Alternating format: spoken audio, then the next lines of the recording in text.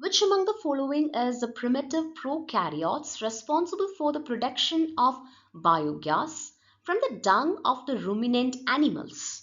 The answer is option C, methanogens. So methanogens are a group of archaea, that is primitive prokaryote, that produce methane gas as a metabolic byproduct.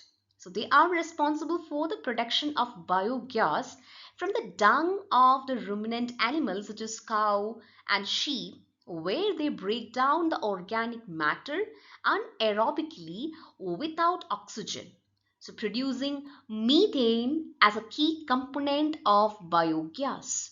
So option C is the correct answer. Coming to option A, halophiles.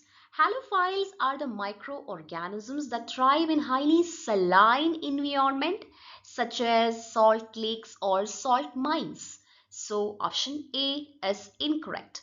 Option B, thermoacidophiles. So these are the microorganisms that live in extremely hot and acidic environments such as hot springs or volcanic areas. So option B is also incorrect. Option D, eubacteria.